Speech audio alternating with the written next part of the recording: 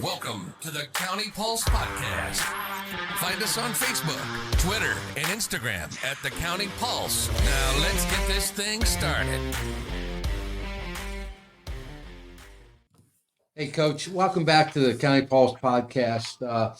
Just wanted to, again, thank you for coming on this week. I know your weeks are, as I always say, are busy, and kind of want to get into it. We'll touch a little bit on the previous week, and then we'll kind of walk out of that into our upcoming week, and then we'll have a couple of questions for you, general trivia questions, if you've got some time. I know things are tight on your end. So let's talk a little bit. You know, we had a real challenge with Monmouth this week, right?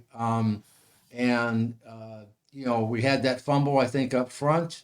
And I think we came down with a kick, field goal pretty early on.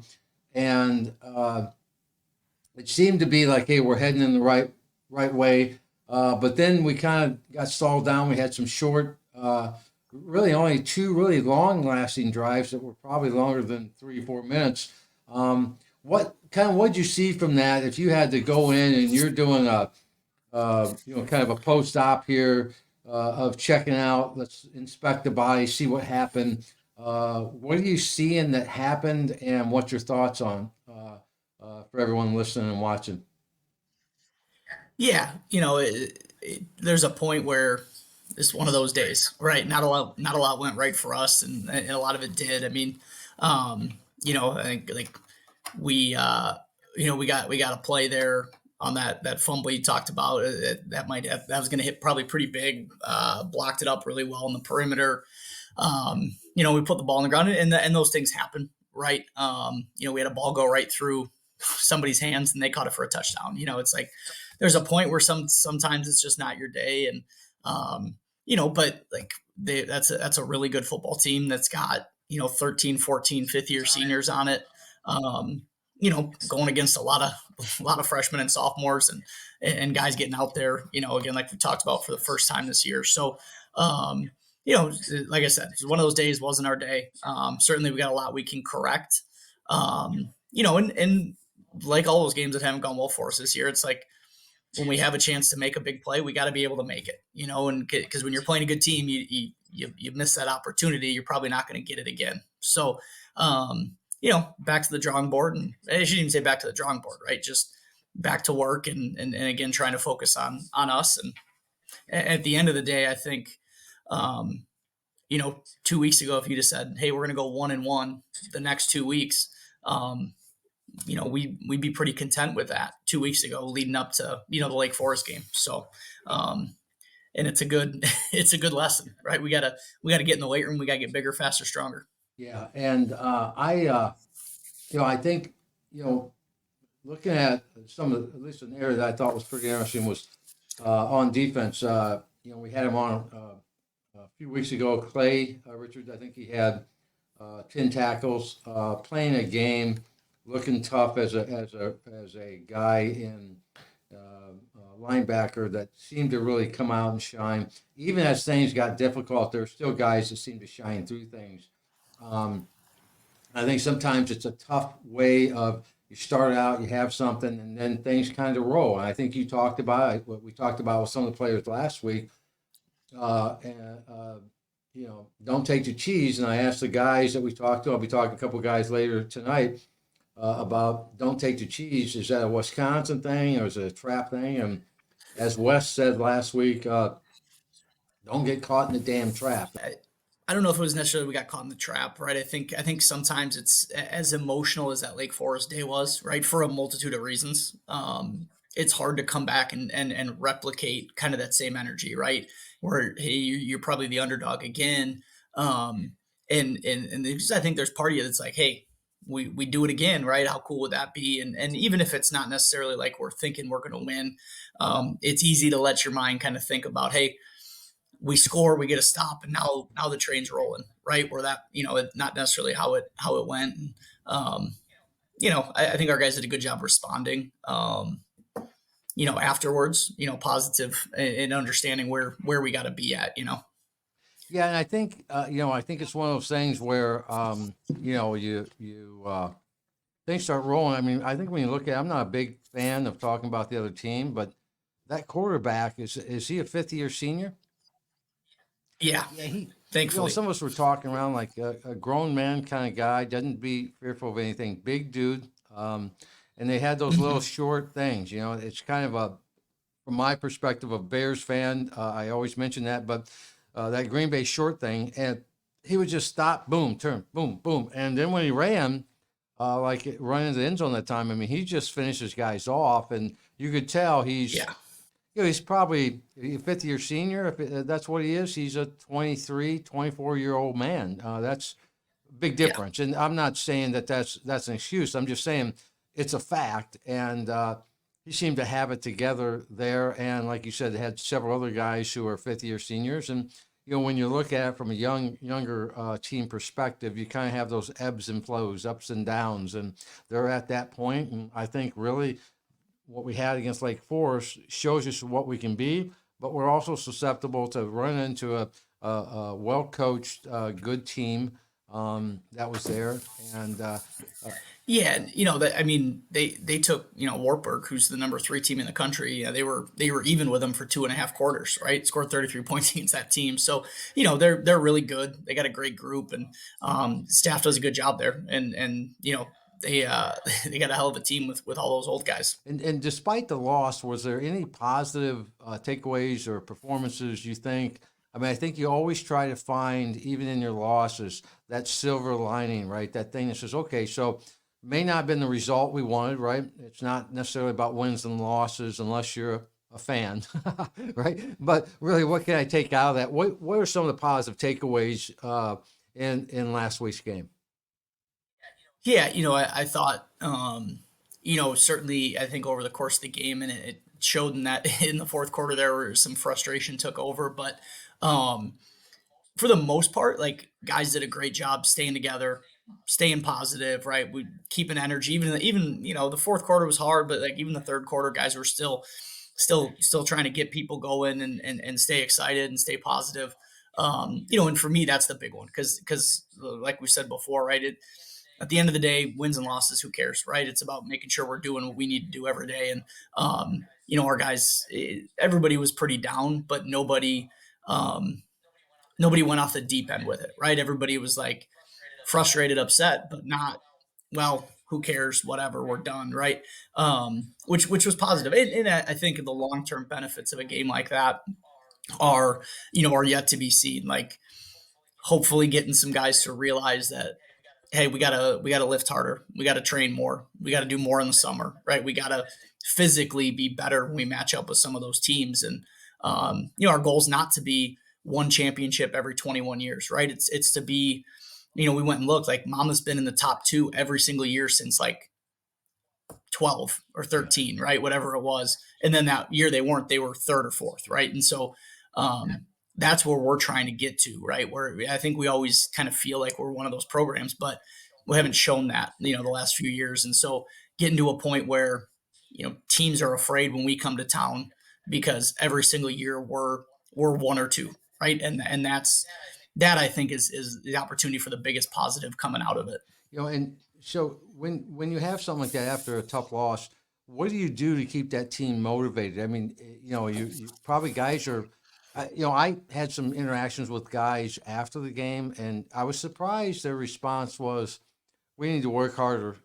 We need to be better. We need to take our breaks and make us be the players that we need to be." And I thought that was fairly mature. I see that as guys go along, and even some of the younger guys were had that same kind of mantra.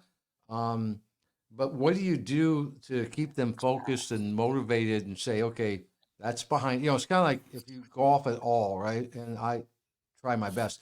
You have to put that shot behind you because you got another shot coming up. If you live in that, then guess what? Your Mhm. next shot's going to be the same thing.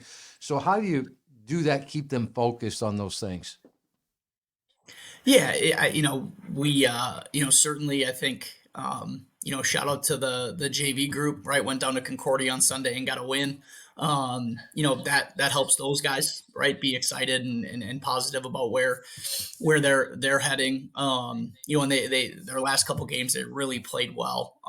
Did scoreboard didn't always show up, but really performed well. And then the old guys, it's like, hey, seniors, you got 2 weeks left, right? You better make it count. And if you're a junior, sophomore, freshman, these 2 weeks are big moving forward, right? Positive momentum going into the off season. 2 in-state games, right? We're on the road, and really, I think what I've been excited about is that response. Where I don't feel like yesterday coming to practice, it was really hard to get them motivated. They had good juice and came out of the tunnel kind of hot, ready to roll. And it might have been because it was really cold and they were just trying to stay That's warm. true. But hey, if they're faking it to stay warm, we'll take it. Yeah, it was cold, and luckily I've learned. You'd think I'd learn. I'm only pushing 60 here in a few years. That I'd learn how to dress for a game. We're what seventh, eighth weekend. I finally know to bring more stuff than what I need because this weather anymore, you can never tell. It says it's going to be 30, it could be 90. It says it's going to be 90, it could be 60. So who knows? Kind of Yeah. looking ahead, what were some key areas of focus this week as we head into Beloit, which we're going to talk about here in a few minutes? Yeah, it's kind of the same as business as usual for us. Like we gotta get better at a couple key areas. We offensively we gotta finish blocks better. We gotta finish plays better. We gotta move more intentionally. Right, we're playing with a little bit of uncertainty right now. Special teams has played pretty well the last 2 weeks. So keep kind of moving forward with that, and in defense, it's just we gotta be a little bit more physical, a little bit more aggressive. When the moment calls for it, and again, keep doing your job, right? Keep getting better at doing what we're doing. If we can do our stuff better than they do their stuff, we got a chance to win. Yeah, and so moving into Beloit, the 2-6 record this season. How's their record, if at all, influence the preparation for the game? Yeah, it doesn't, right? I told the guys this week, like from my time at Beloit, like Ripon is Beloit's rival, right? Like all of us, we don't like Norbert, Lake Forest, Mom, right? Those are the teams that to us are rivals, right? To Beloit, it's Ripon. And if they go 1-9 and they beat Ripon, they're gonna call it a really good season. And so making sure our guys understand we're gonna get their A game, like we're gonna get everything they have. This is their Super Bowl, and so we got to make sure we're prepared to get off the bus. And they're gonna be swinging hard. They're gonna try to get us in a corner and knock us out, and we got to be prepared for it and be ready for what that atmosphere is going to be. Right, I think the record's a little, I don't want to say misleading, right, based on who they played, but like it's a better team than their record probably indicates. I'm not necessarily like in terms of wins and losses, but like they've got some pieces that are pretty good. They've got and this is their fourth year, I think, of that head coach, maybe third, but they're getting some guys who've been playing since freshmen, similar to the Grinnells and the Knoxes that we talked about, where they've just got guys who've experienced college football. And so whenever you get guys that are junior seniors that have been playing for 2 or 3 years, it can present problems because they don't get rattled, they don't get phased. They're used to those situations, and so making sure we're preparing accordingly. And talking about Beloit and kind of those guys being comfortable, are there any players or positions you think about as you look at Beloit's film or know about them to say, hey, these are areas we talked about or we have to be aware of? Because I think every program has those players that are impact players or can be impact players. Mm-hmm. Yeah, I think offensively they've got 2 really good receivers. One hasn't played in a couple weeks, but I think word on the street is he's back this week. We'll see. And they do some good stuff offensively, just in terms of getting those guys the ball. Defensively, they got a pretty good D end. They got a pretty big physical inside linebacker guy. So I think those spots are pretty key. Making sure on both sides of the ball we're aware of where those guys are at and what they're doing while we're out there. Yeah, and so given their performance in previous games, they've had some games that have been close. They've had other games that they've had, they haven't ended up in a very good position at the into the fourth quarter. What aspects of their play are you focusing on, or you think about in practice? Is there areas like, sometimes you focus, hey, they're a air dominant, passing dominant offense, or run offense, or maybe from a defensive perspective, right? Yeah, I think offensively they do a good job mixing it up. They don't have a ton of really aggressive tendencies, right? Where, hey, they're pretty 50-50 run pass out of this formation. And that anytime that you get a team that's balanced, it's going to present some issues. Um, I think Coach Hep does a really good job identifying a lot of those tendencies for teams. Lake Forest week, he was calling out the play, before they ran it, which always makes life a little bit easier. But they don't have a ton of tendencies offensively, so that's a challenge. Defensively, they don't do a ton of crazy stuff, but they'll blitz a decent amount, and their defensive line does a lot of stunt slant stuff in there, and so it's not stuff we haven't seen before on either side.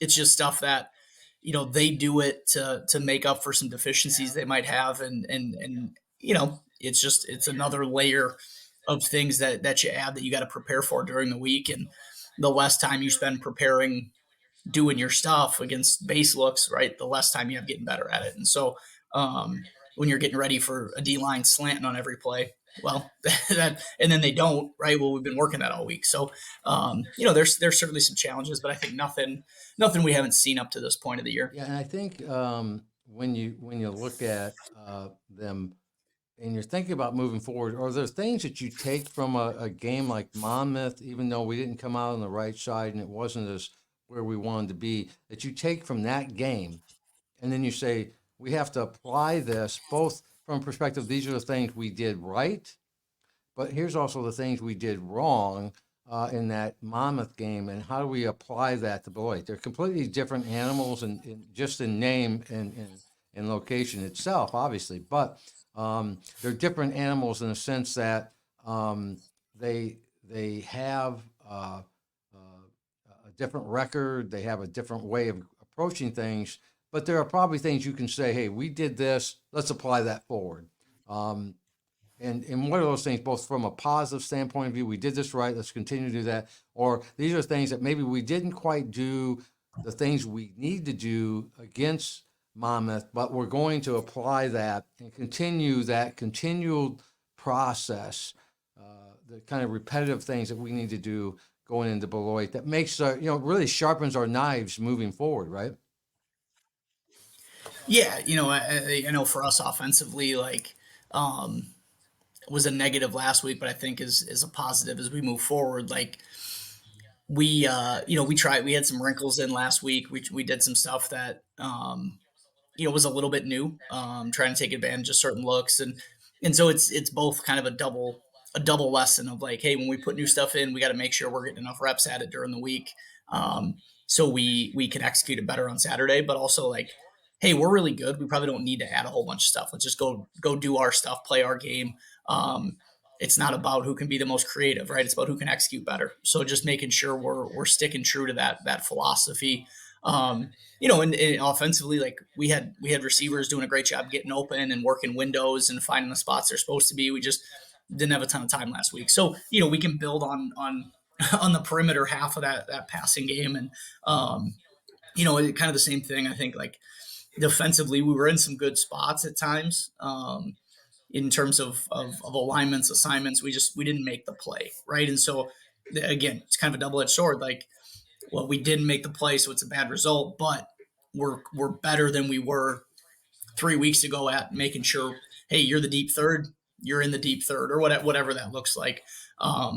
We just, it's when you play a team like that that's really good, and even if you don't make those mistakes, you just don't make the play, right? It feels like you're doing something wrong when that's not always the case. Sometimes you just, hey, the guy across from me kicked my butt. Yeah. So there's even though it doesn't feel like it, there's some good things that came out of that we can build on, going into this week. Now, and as we talk a little bit about this, I want to talk about some positive things off the field, but from a parent perspective or a fan perspective, obviously you got a little chippy there at the last part of the game. Um, and, from a coach's perspective, you're like, hey, we can't let that get the best of us, right? From my perspective, for whatever it's worth, and I may include this, I may not. You may say, I don't need you encouraging anything, Jeff. But the dirty play on one of our, I think, linemen, I didn't see it. I caught the tail end of it. At that point, Jay-Z was out there. You brought him in the fourth quarter there, responded, and I think it was a lineman or a bigger guy, and really responded well and responded, I should say. I wouldn't say well, but he responded to that from a motion perspective, protecting his guy. I seen Right. that as, wow, that could have been a difference if we could have got a first down. At that point, it was still 45-3 or whatever score. It was a lopsided game. But I thought, and what's your perspective? I thought, hey, you better be out there chipping. Right, I don't care what the score is, how big they are, or anything. Take care of your guys, and typically it's a lineman taking care of a quarterback. In this case, it was a quarterback taking care of a lineman, I think. Was there any discussion about that? Again, I'm not trying to get in your head, but if I'm from you, I'm maybe chewing some butt saying, we don't do those things. But is there anything inside of you that goes, yeah, that's what we need? And someone out there's got some moxie. I know there's a couple other guys that had moxie too, but that's kind of what, Jack's more laid back. Jay-Z is, I know he's a wild card, man. I know he's all over the place. I talked to his dad, his stepdad, and talked to him about when he coached him in high school. He's a hard guy to keep a hold of. He's very creative, sometimes good and bad. In this case, he's a guy, and I try to see it on film, it's not there. It sucks. I want to see it. Yeah. But I noticed, maybe Tony Damp or someone carrying him off for about 10 yards. And it looked like he's trying to go back and hit him. He said, what is your thought on that? Again, it's not something you want to see in a game, but is that something maybe we need to be aware of? Is like, hey, we have to be prepared to throw down. Not that we want to have WWE out there, but we got to be prepared to let people know we're ripping. You're in our house or wherever we're at. We're not taking that. You have any thoughts on that? Yeah, I told the team after, like, our number one job, we talk about it every single day, is being accountable to your teammates, taking care of your teammates, right? And so it's a 50-50 split here, right? Because I know. I love him defending his teammate, right? I think part of the level that it got to was the situation of the game, right? Obviously, some frustration on our side. Jarrett, to his credit, has had that game from last year on his that chip, since last November. And so he's been sitting with it, and he's that one still bugs him, and so he was coming after people, not in a bad way, right? Like, I mean, he was ready to be physical and do whatever it took to win that game. And I think, when Bryce got tossed like that, that was kind of the final straw for him. And again, I love his intention, and maybe don't love what he did. Right. And then, our guys, I think, did a good job managing it. Like, we got flagged for guys running on the field, right, leaving the bench. But the reality is they were just running out to go on defense. Like, they weren't trying to get involved. They were just, hey, defense is up. They were running out there. And so, as opposed to, they had some guys come off their sideline and get involved with it. So, we certainly don't want to be the program that's fighting people. That's the last thing we want to be. We got to control our emotions a little bit better. But the positive is the place that comes from, right, is a positive place, right? It's loving your teammate. It's wanting to defend him when he gets cheap shotted. And so, it's like I said, it's a 50-50 kind of a balancing act. I don't mind the toughness, right? For sure. And I think, I was thinking about, like, well, if we hadn't done that, we would have first down, right? If we hadn't done anything, we had first down clearly, and we would move the ball more. That's, I think, as textbook as you can get. But then also, I think, That's right. We want to be out there taking care of our guys. I mean, I always describe it Mhm. where I come from, our International Brother of Teamsters. I need to know when I'm walking down a dark alley who's behind me, and when stuff goes down, are they behind me or are they running the other way? Mhm.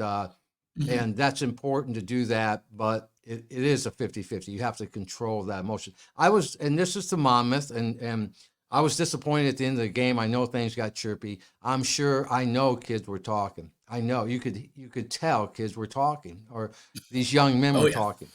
I was a little disappointed when we got down, and obviously the score was the score.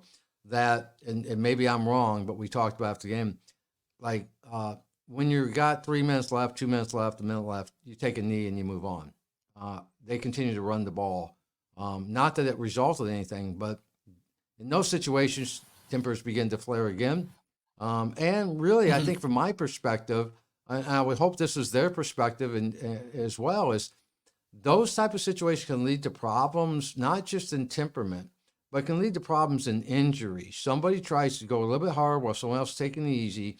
And, look, we knew at that point, these guys know you won the game. Take a knee. And I Mhm. think uh, uh, I don't know the history here with those guys, and it seems to be more and more we have histories with guys and teams that maybe become interesting. But I would appreciate when that happens and you're taking care of you've taken care of your side, no matter who that team is.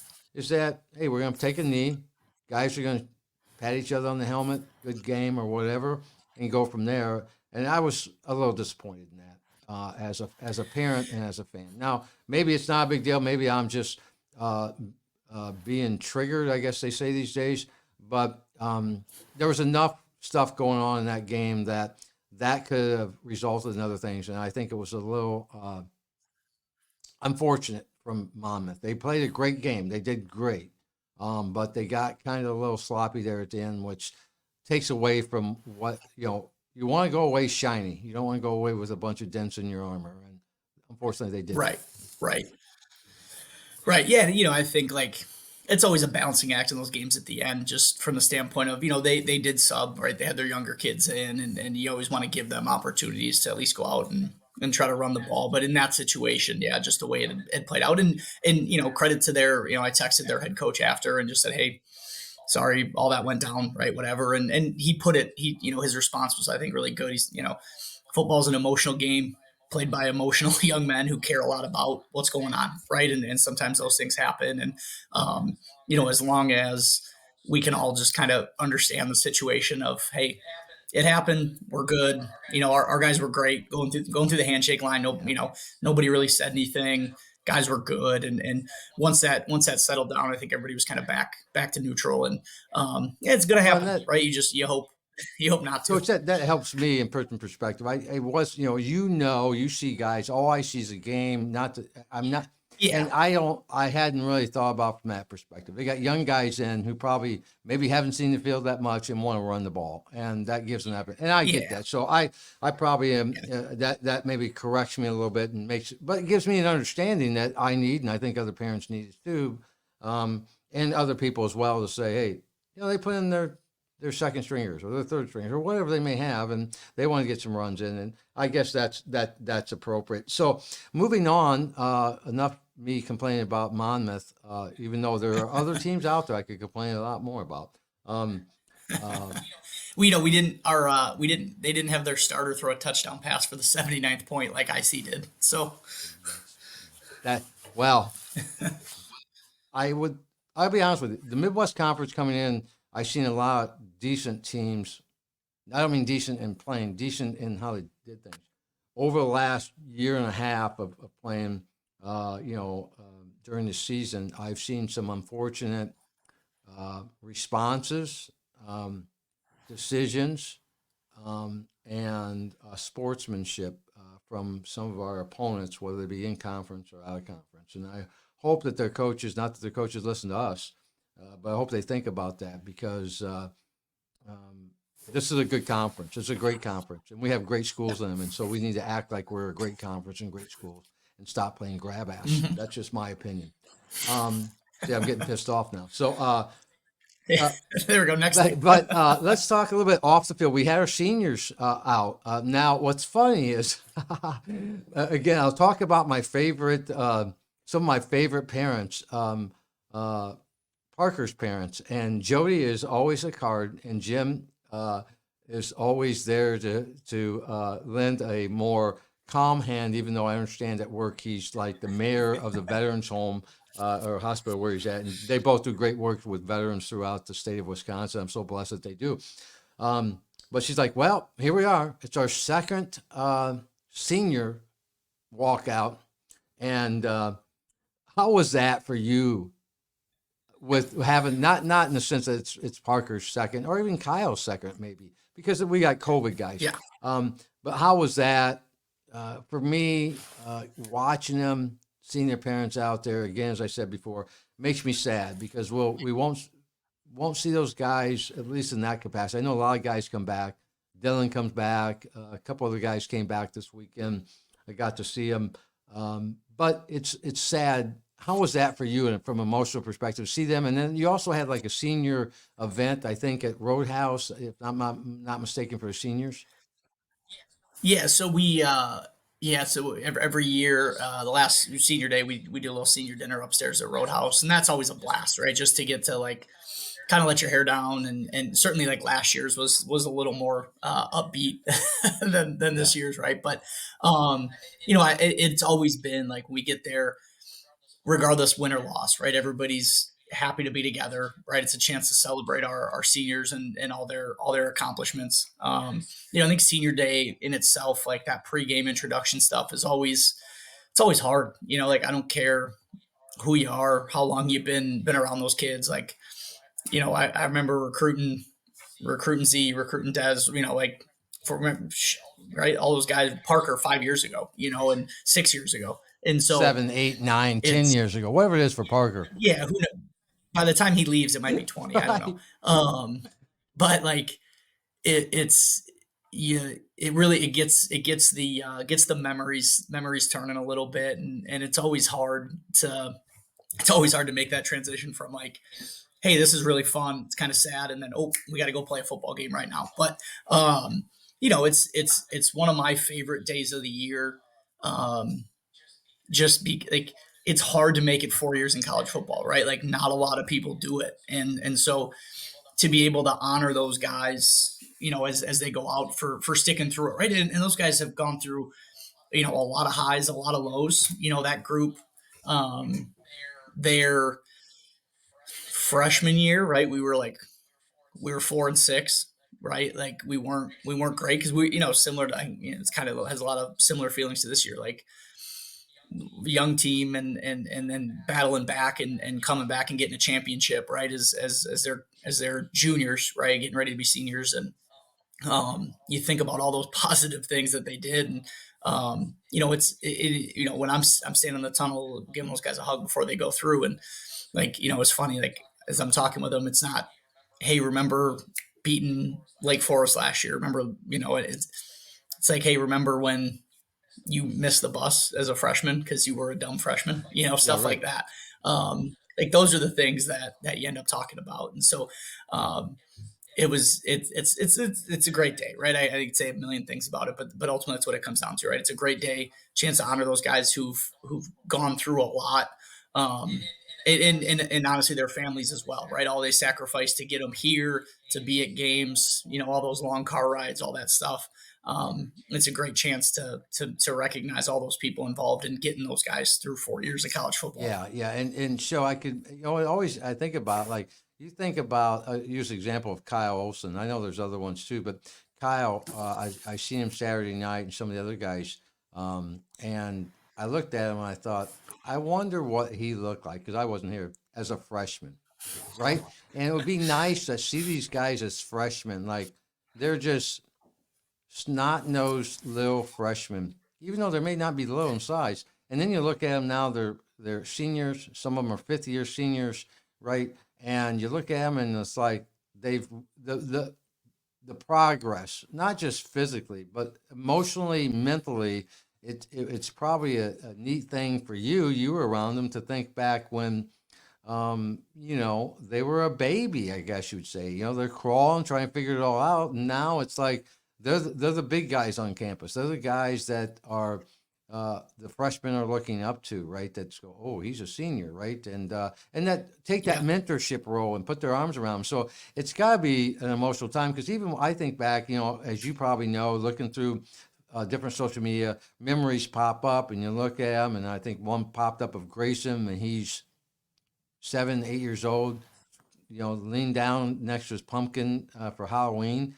And now I look at him like, where did the time go? And it's probably the same for you. It probably seems like it's just, when you see it now, like it's gone, right? It's like that time went by so fast.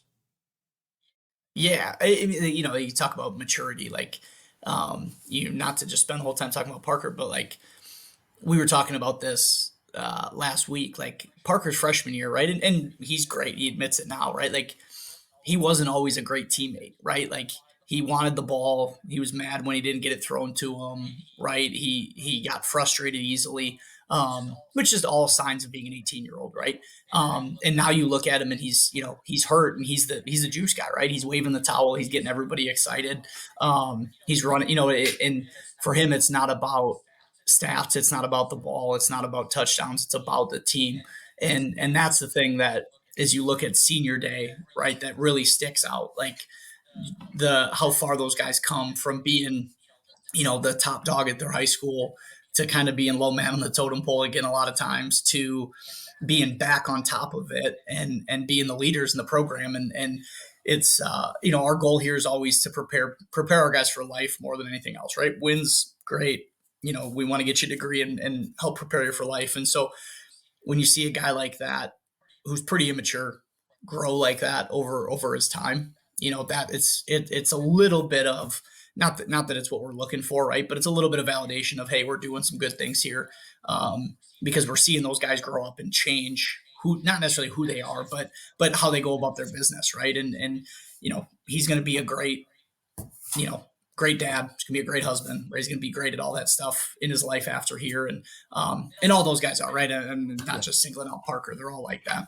Well, he'll be Mr. Juice Guy, or Dad Juice Guy. Juice Guy Senior. Juice Guy Senior, yeah.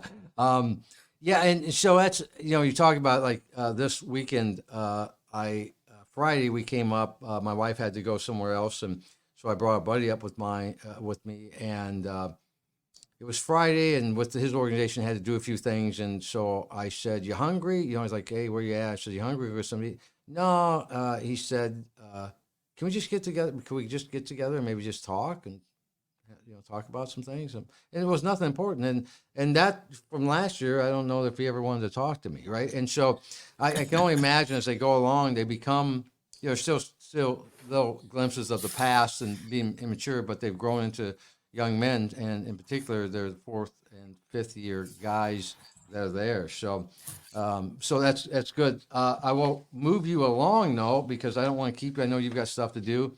I do have a couple trivia questions. I have checked those out. Well, not all of them. I shouldn't say. I did check them out though. So this is not Ripon football, but it is football. And I want to see if you can answer. What was the first mascot for the University of Georgia's football team before they became the Bulldogs? Oh, I feel I think I don't know specifically what it is. I think it was something like Native American originally, wasn't it? A goat. Maybe that was Georgia It was State. a goat. They were. It was a It was a goat. goat. Now The Georgia Goats. I went to, I think it's CF College football something here. They have all this trivia up. So collegefootballpoll.com. Now, if they're not right, I can only go what's on the internet, Coach. So don't. Well, that's fine. That sounds plausible. I think that's a good one. That's a good. That's piece where of I've got trivia my. right there. That's what It's kind of like I got my source from. JoeBillJohn.com/blog, but it looks legitimate. So, which college football Yeah, team had we'll a take it. cow named Maudine Ormsby as their homecoming queen in 1926? Had a cow as the homecoming queen. Wisconsin kind of seems like the obvious answer, which makes I'll me give think you a it's hint. not. It's in the Like, Big Ten, but it's not Wisconsin. I'm gonna go with Oh no, well I wouldn't say that. Yeah, no, it's Big Ten. Go ahead. Indiana. No, Ohio State University. I didn't feel like the dairy industry is very big in Ohio, so that was my. I don't know if it is in Indiana either. It just seemed more Midwestern It than did. Ohio. But now again, that's my site that I asked it for the sources on. Now, uh, here's one. I've got a clip for it, and then I'll let you go because I know everything's. I don't even know if it's not even really oh, okay. In a recent Division III football game, very recent, young man, how did Johns Hopkins University secure a 34-28 win over Marlborough College? This is insane. Like that's one of the craziest videos I've ever seen in my life, right? So bad snap, kicker misses the field goal, the wing catches it and runs for a touchdown. Like insane. Like when I saw it yesterday, I made Happen Coles come in here so I could show it to him. I was like, this is the weird, like goofiest play I've ever seen in Well, my and life. you know what? And that's exactly right. Time's running out. Johns Hopkins is undefeated in Division III, and you're exactly right. I watched it. The clip's coming up. I just want to explain it so people understand it that maybe listen. The ball's hiked. You're watching it, and we're going to watch it here in a second. It's nowhere to be found. And then all of a sudden, this guy named, what the heck's his name? Will Lager, a tight end, all of a sudden comes out with it, and he's running, and they're playing. John Hopkins is getting ready to kick for the win. They block it. The fans at Muhlenberg, or whatever it's called, go crazy, and all of a sudden then you see him running off to the right. He's got the ball, scores a touchdown, and right when he takes off, everyone's like, yeah, they blocked it. And then all of a sudden they're like, yeah. And it just almost like stops immediately. He scores. And so for those who maybe listen, I know you're on the road, at work, or whatever, but I'm going to put it in here. It's going to be in the YouTube one. I'm going to play it right now real quick.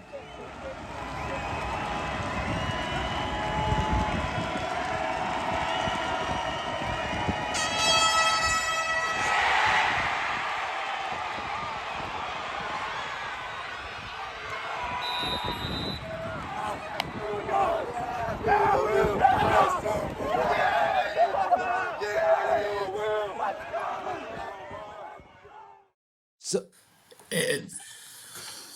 Insanity. it is insanity. And I thought maybe you'd see it because I seen it pop on like Twitter or something, and then I watched it. And at first I'm like, "What's going on?" I didn't even understand. I'm like, "What's going on?" And then you hear the. I'm like, "Why is that?" He scored because I still hadn't figured out, and it's real quiet. I'm like, "What's going?" I'm like, "Holy crap!" Like that. They were like, "Yes," and all of a sudden it's like you could tell without saying like, "What the hell is going on here?" Right? It was a great game. So if you get a chance, either if you're listening to watch it, it's Johns Hopkins versus Muhlenberg College, or if you're lucky enough to do the YouTube version of this, not only do you get to see our shiny, beautiful faces, me and Coach, well, at least yours, I don't know about mine, but you can watch that clip there. So listen, I know you got things to do. We're at almost 45 minutes here. Longer probably than what you need to, but I appreciate you taking the time, man. We'll see you in Beloit, and I know these road games are a little bit tough. We got 2 road games left, right, against our Wisconsin opponents and rivals, and Yep. so have a good trip, man. Have a good rest of the week. Thank you for moving this up a little bit. I'll be meeting with the guys. In fact, I put it up here. I'm gonna be meeting with. Let me see. Make sure I've got the names right so everybody knows.